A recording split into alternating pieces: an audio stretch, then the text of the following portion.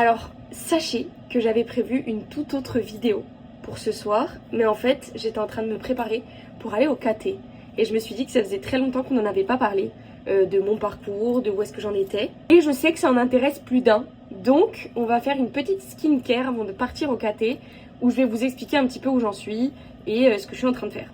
Pour ceux qui n'auraient pas suivi, je suis en parcours de catéchuménat, le catéchuménat du Marais de Paris, pour préparer ma confirmation. Pour vous remettre un petit peu dans le contexte, j'ai été baptisée quand j'étais bébé, j'ai été communiée quand j'étais au collège, mais j'ai jamais été confirmée.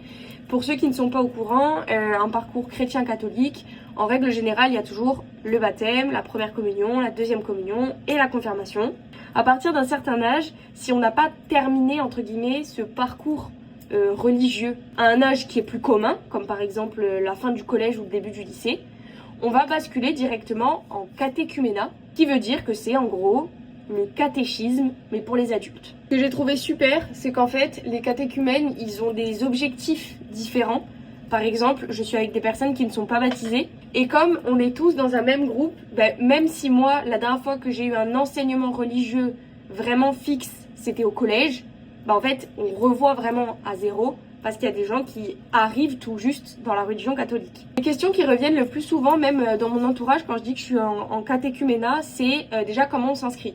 On s'inscrit tout simplement en allant à la paroisse de notre quartier et en demandant un rendez-vous soit par mail ou soit directement à l'accueil avec le père de la paroisse.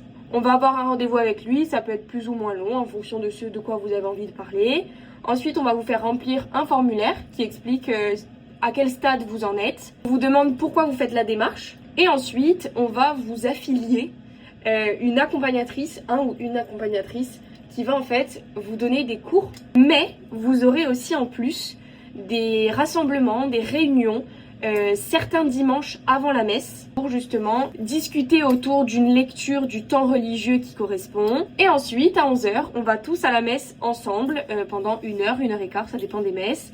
Et souvent, après la messe, il y a un apéritif commun où tout le monde peut parler de ce qui s'est lu à la messe, de ce qui s'est dit, de ce qui a été chanté. La deuxième question qui est souvent très posée, c'est combien de temps ça dure, parce que c'est vrai que quand on se convertit dans certaines religions, ça peut être plus ou moins long. En réalité, ça dépend vraiment déjà de la personne, de où est-ce qu'elle se situe dans son chemin de foi. Je conseille 1 an et demi au minimum pour pouvoir au moins avoir l'entièreté du calendrier catholique avec les fêtes les plus importantes. Ça peut arriver que ce soit 1 an, mais en général, à Paris, ils conseillent 1 an et demi à 2 ans. Et ensuite, la dernière question qu'on m'a posée et que j'ai trouvée hyper intéressante et surtout la réponse est folle, c'est est-ce que c'est payant? Absolument pas.